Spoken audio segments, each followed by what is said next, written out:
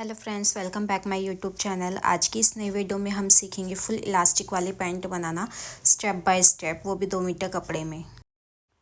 और गाइस, ये जो पैंट मैं बना रही हूँ ना, ये मैं 32 कमर के हिसाब से बना रही हूँ। ठीक है।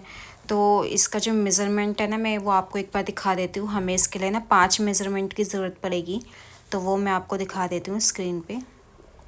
ये देखिए, लेंथ है 36 और कमर 32 है, हिप 34 है, मोरी 6 है और थाई 12 है। तो इसके हिसाब से हम आज की पैंट की कटिंग करेंगे और स्टिचिंग भी करेंगे। अब हम वीडियो स्टार्ट करते हैं। मैंने डबल फोल्ड में कपड़े को बिछा लिया है और ओपन वाली साइड जो है ना, वो मेरी साइड है। इसे मैंने लंबाई में फ़ोल्ड करके बिछाया है। ठीक है। और नीचे से हम स्ट्रेट लाइन कर लेंगे और इसको कट करके निकाल देंगे, ताकि ये जो हमारा कपड़ा है वो अगर छोटा बड़ा है भी तो वो स्ट्रेट हो जाएगा। ठीक है। और नीचे हम सबसे पहले मोरी की मार्किंग करेंगे। तो मोरी के लिए मैंने ना 2 इंच के लिए मार्किंग की है और इस मार्किंग को भी सीधा कर लेंगे। ठीक है। तो आपको अगर मोरी के लिए 2.5 इंच रखना है, 2.5 इंच भी रख सकते हो। इसके बाद हम किनारे वाली साइड से ना हाफ इंच का मार्जिन ले लेंगे और जो भी ये जो हाफ इंच की हमने किनारी है ना, ये हम कटिंग करके निकाल देंगे और सारी मार्किंग हम इसके दूसरी तरफ करेंगे। ठीक है। क्योंकि ना इससे खिंचाव आता है पैंट के अंदर। अब हम लंबाई की मार्किंग करेंगे। तो पैंट की लंबाई 36 है, तो हम 1 इंच कम करते हुए 35 पे मार्किंग करेंगे, क्योंकि 1 इंच की इसमें इलास्टिक के लिए बैक लगेगी। ठीक है। इसके बाद यहाँ से हम कमर की मार्किंग करेंगे। कमर 32 इंच है, तो उसको 4 से भाग देंगे तो 8 इंच आएगा। तो 8 इंच पे मार्किंग करेंगे। उसके बाद हम 3 इंच एक्स्ट्रा लेंगे इलास्टिक के लिए। नीचे हम 1 इंच डाउन कर देंगे और इसको हम लंबाई वाली मार्किंग से इस तरीके से मिला देंगे। ठीक है।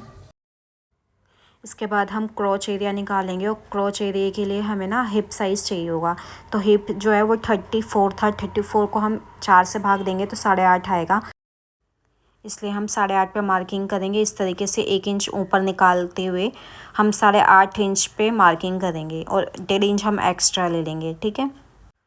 और अब इस लाइन को ना हम सीधा कर लेंगे।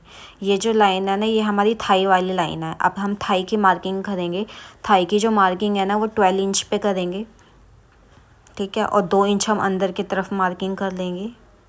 ठीक है। और इस मार्किंग को हम ऊपर वाली मार्किंग से मिला देंगे और हम यहाँ पे गोलाई दे देंगे। तो इस तरीके से हमारी एक क्रोच एरिया बन जाएगा। ठीक है। अब हम यहाँ पे मोरी की मार्किंग करेंगे। तो हमने थाई ली थी 12 इंच, तो मोरी के लिए भी हम 12 इंच पे ही मार्किंग करेंगे नीचे। ठीक है। इस तरीके से हम 12 इंच पे मार्किंग करेंगे और फिर 12 का हाफ कर लेंगे 6 इंच। तो 6 इंच पे मार्किंग कर लेंगे। अब ये जो 6 इंच पे मार्किंग किया, यहाँ से हम मार्किंग करेंगे 3 इंच पे इस साइड और 3 इंच पे इस साइड, क्योंकि जो टोटल हमारी मोरी है ना, वो 6 इंच की है। ठीक है। अब इस मार्किंग को हम ऊपर वाली मार्किंग से मिला लेंगे। बस ध्यान रखिएगा, हमने नीचे जो मोरी वाला मार्किंग किया ना, उसी से मिलाना है आपको।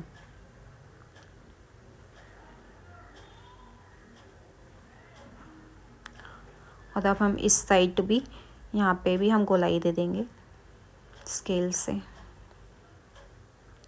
तो इस तरीके से ना हमने फ्रंट साइड की तो मार्किंग कर ली है।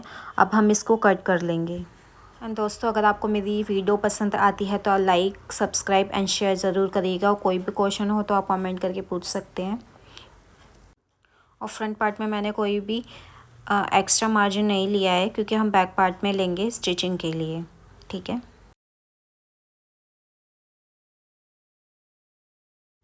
देखिए, फ्रंट पार्ट कट करने के बाद अब हम ना बैक पार्ट को कट करेंगे। तो बैक पार्ट को कट करने के लिए देखिए, बाकी के जो कपड़े को भी हम सेम तरीके से आगे की तरफ सरका लेंगे।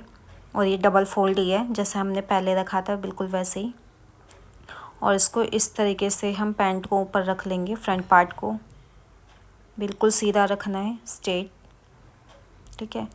आपको किनारे वाली साइड सरकाना नहीं है, इस तरीके से आपको सीधा ही सेंटर में ही रखना है, जैसे हमने कटिंग की थी बिल्कुल उसी तरीके से। ठीक है।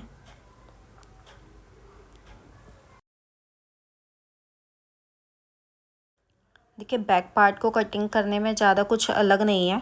ठीक है। बस 2-3 चेंजेस करने हैं, तो वो मैं आपको बता देती हूँ कि क्या चेंजेस करने हैं आपको। ठीक है। अब हम 2-2 इंच बढ़ाएंगे। पहले थाई वाली साइड से 2 इंच बढ़ा लेंगे। ऊपर से यहाँ से भी 2 इंच की मार्किंग कर लेंगे और इस तरीके से 2 इंच ऊपर की लंबाई बढ़ाते हुए भी मार्किंग कर लेंगे, इस तरीके से। ठीक है। ये हमारा क्रोच एरिया है और ये हमारी मोरिया, यहाँ पे भी हम 2 इंच की मार्किंग कर लेंगे। ठीक है, अब हमारी जो लंबाई वाली साइड है ना पैंट की, ये वहाँ से इस तरीके से स्केल रखते हुए हम सीधी लाइन ड्रॉ कर लेंगे जो हमने 2 इंच की मार्किंग की थी।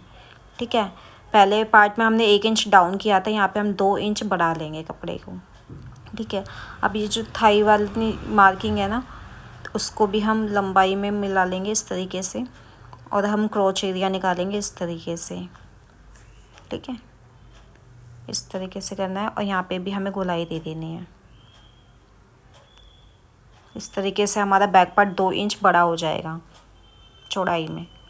अब हम नीचे हमने जो मोरी की मार्किंग की थी ना 2 इंच बढ़ाते हुए, तो इस तरीके से स्केल रखते हुए हमें यहाँ पे भी शेप दे देनी है।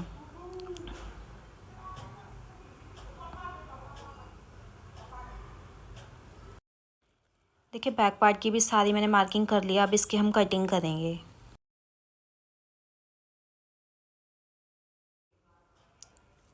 कटिंग आप ध्यान से देखिएगा मैंने कैसे की है। इस साइड से तो हम बिल्कुल फ्रंट वाले पार्ट के बराबर से कटिंग करेंगे इस तरीके से। ठीक है, और ये दूसरी वाली साइड पे हम यहाँ से कटिंग करेंगे। जो 2 इंच की हमने मार्किंग की थी ना, एक्स्ट्रा लिया था, यहाँ से हम कट करेंगे।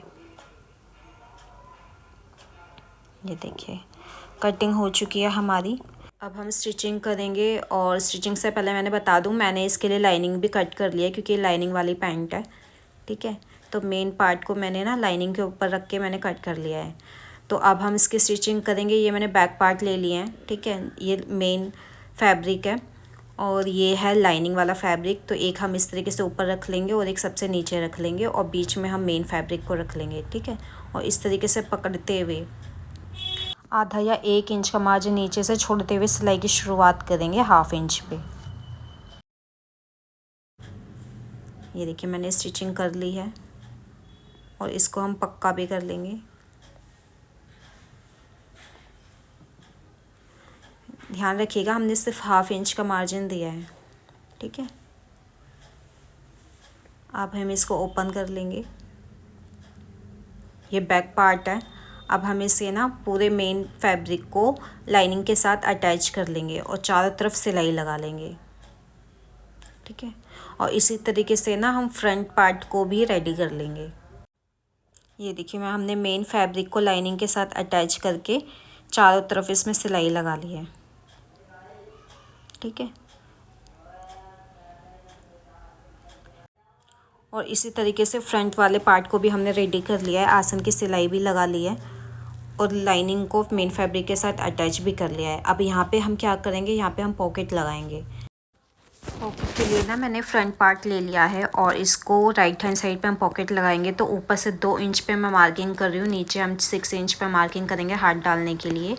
ठीक है, ये मैंने मार्किंग करके आपको दिखाई है पॉकेट के लिए। अब हम पॉकेट कट करेंगे। तो पॉकेट के लिए मैंने ये कपड़ा ले लिया है जो कि डबल फोल्ड में है। पॉकेट की जो लंबाई हम रखेंगे, ये रखेंगे हम 14 या 15 इंच, आप अपने हिसाब से रख सकते हैं। ठीक है, मैं यहाँ पे लूँगी 13.5 इंच क्योंकि मुझे ज़्यादा लंबी पॉकेट पसंद नहीं है।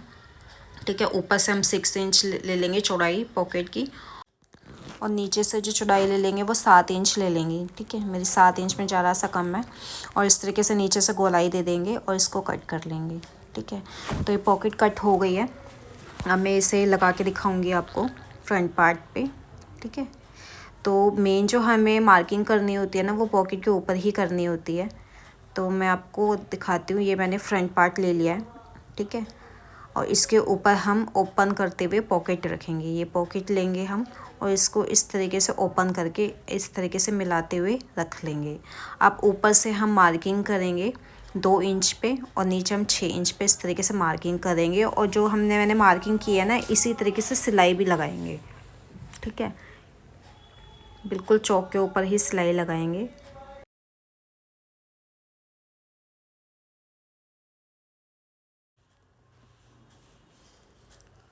देखिए सिलाई लग चुकी है। अब हम यहाँ पे कट लगा लेंगे 2। बस ध्यान रखिएगा कि सिलाई ना कटे। ठीक है, अब हम इसको जेब को इस तरीके से फोल्ड करेंगे और नीचे सिलाई लगा लेंगे। सिलाई बिल्कुल एक पैर की लगानी है हमें और ये यहीं तक सिलाई लगाएंगे हम। ठीक है। एक्स्ट्रा मार्जिन को कट कर लेंगे। ये देखिए हमने पॉकेट में नीचे सिलाई लगा लिया। अब हम इसमें ना इसको इस तरीके से हाथ डालते हुए सीधा कर लेंगे। ये देखिए सीधा कर लिया। अब हम यहाँ पे ऊपर भी एक सिलाई लगाएंगे और इस तरीके से फोल्ड कर देंगे। अंदर की तरफ चली जाएगी पॉकेट इस तरीके से। ठीक है, तो पहले हम इसे खोल लेंगे और यहाँ पे ऊपर भी एक सिलाई लगा के इसको पॉकेट को पक्का कर लेंगे।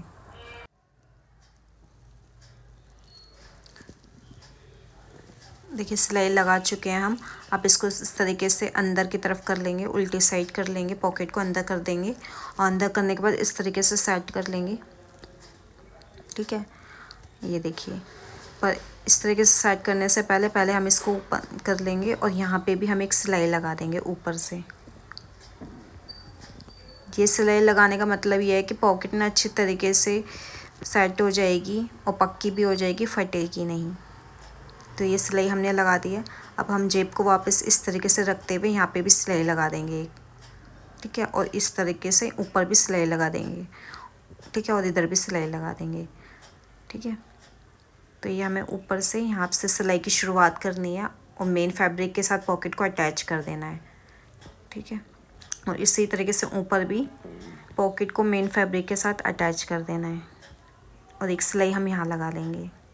इस तरीके से हमें कपड़े को खींचते हुए सिलाई नहीं लगानी, बस जैसे पॉकेट है उस तरीके से हमें सीधी ही सिलाई लगानी है।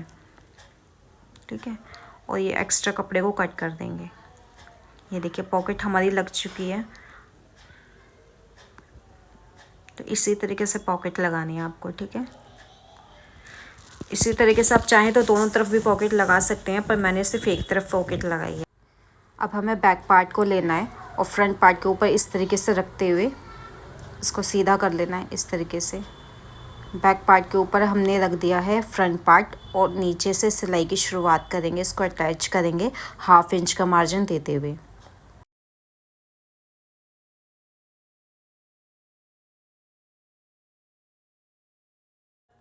इस तरीके से एक साइड की सिलाई लग चुकी है। ठीक है, और इसी तरीके से अब हम दूसरी साइड की भी सिलाई लगाएंगे। ये हमारी पॉकेट वाली साइड है। ठीक है, पहले हम अच्छे से दोनों पार्ट को मिला लेंगे इस तरीके से और इसको पलट लेंगे। पलटने के बाद हमें मोरी वाली साइड से सिलाई की शुरुआत करनी है। ये देखिए यहाँ भी हम 1/2 इंच का मार्जिन देते हुए सिलाई लगा लेंगे।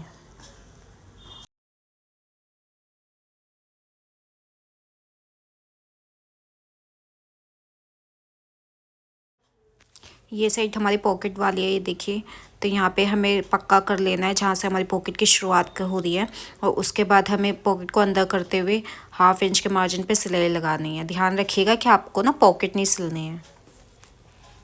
हम एक बार ओपन करके चेक भी कर लेंगे। ये देखिए पॉकेट हमने अंदर की तरफ कर दी थी, तो इस तरीके से हमारी सिलाई लग चुकी है।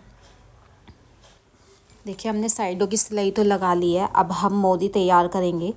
ठीक है, तो मोदी के लिए हम इस तरीके से ओपन कर लेंगे और हमने 2 इंच का स्पेस दिया था। ठीक है, तो 2 इंच पे स्पेस पे हम यहाँ पे मार्किंग कर लेंगे उल्टी साइड पे और इस लाइन को सीधा कर लेंगे और ये जो मार्जिन है इसको हम अंदर की तरफ फोल्ड कर देंगे इस तरीके से।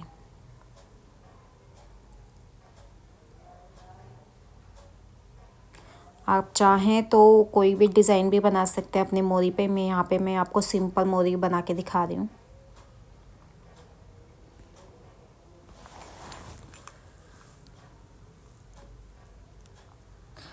इसी तरीके से दूसरी मोरी भी तैयार कर लिया हमने। अब इसको इस तरीके से फोल्ड करते हुए यहाँ पे भी हम सिलाई लगा लेंगे। मोरी हमारी 6 इंच थी, तो 6 इंच पे हम मार्किंग कर लेंगे। देखिए पैंट की मोरी पे ना मैंने कुर्ती के बचे हुए कपड़े से ना पट्टी लगा ली है।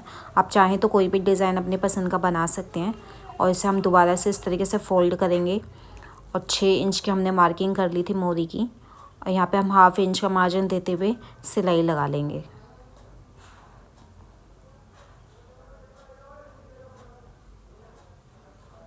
देखिए एक साइड की सिलाई हमारी लग चुकी है।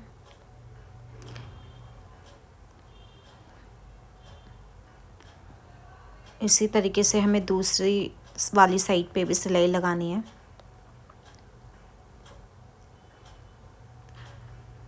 इस तरीके से मोरी को मिलाते हुए हम 6 इंच की मार्किंग करेंगे और यहाँ पे भी हम सिलाई लगा लेंगे।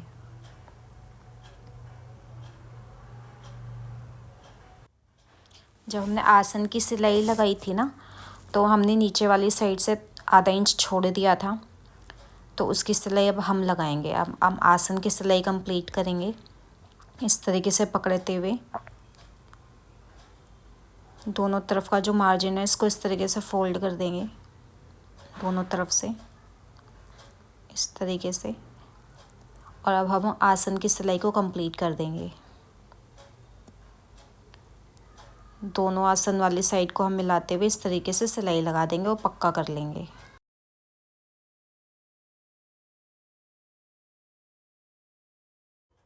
आसन की सिलाई कंप्लीट करने के बाद अब हमें बेल्ट अटैच करनी है, तो उसके लिए हम ना ये आसन के साइड से थोड़ी सी सिलाई खोल लेंगे, आधा इंच या 1 इंच खोल लेंगे। ठीक है, 1 इंच खोल लेंगे हम, क्योंकि यहाँ पे हम ना बेल्ट अटैच करने वाले हैं जिसमें हम इलास्टिक डालेंगे। देखिए अब हम बेल्ट ले लेंगे और बेल्ट मैंने ले ली है और इसमें मैंने लाइनिंग भी अटैच कर ली है। इसकी जो चौड़ाई ली है ना वो 4 इंच की ली है मैंने, लगने के बाद ये 1.5 इंच की रह जाएगी। ठीक है, और इसको अटैच कैसे करेंगे, हम पैंट का सिरा लेंगे, ठीक है, और उसको उल्टा कर लेंगे। ये ओपन वाली साइड से हम जॉइंट करेंगे और ये जो बेल्ट लिया ना हमने ये भी उल्टी रखी है, और इस तरीके से मिलाते हुए हम 1/2 इंच के गैप पे सिलाई लगा लेंगे। पूरी बेल्ट हमें इसी तरीके से अटैच करनी है।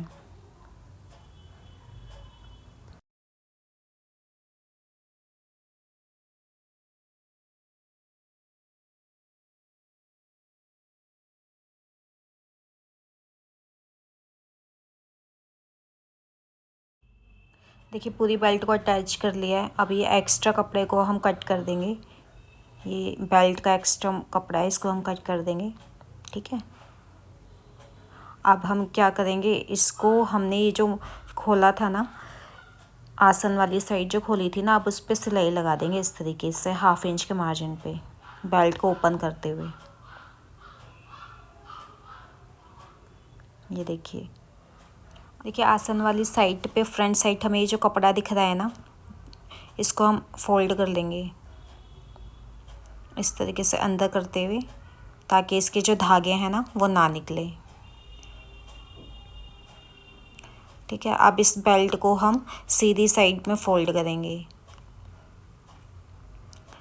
इसको फोल्ड कैसे करना है, इसकी लंबाई बढ़ाते हुए ही फोल्ड करना है, यानी सिलाई के ऊपर ही सिलाई आनी चाहिए। और मैंने ये इलास्टिक ले लिया 14.5 इंच की डबल फोल्ड में।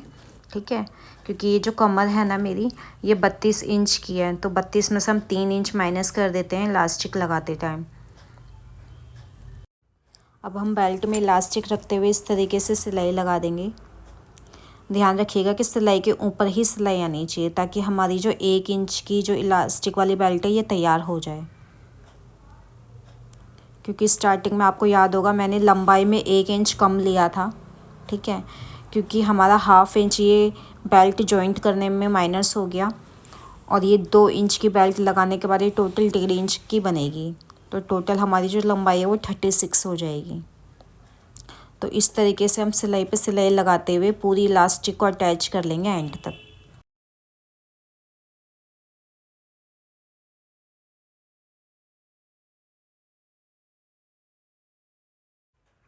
तो इस तरीके से हमने इलास्टिक डाल लिया पैंट में, और अब इस पैंट को हम सीधा कर लेंगे। सीधा करने के बाद ना इस तरीके से हम खींचते हुए बिल्कुल इक्वल कर लेंगे, इलास्टिक को इस तरीके से बराबर बिठा लेंगे, ताकि ये जो कपड़ा है ये सिलवटें हैं ये पूरी इक्वल हो जाए हर तरफ। ठीक है, और अब इससे हम सेंटर में सिलाई लगाएंगे। ठीक है, सिलाई लगाते हुए हमें थोड़ा थोड़ा कपड़े को इस तरीके से दोनों तरफ से खींचते हुए सिलाई लगानी है।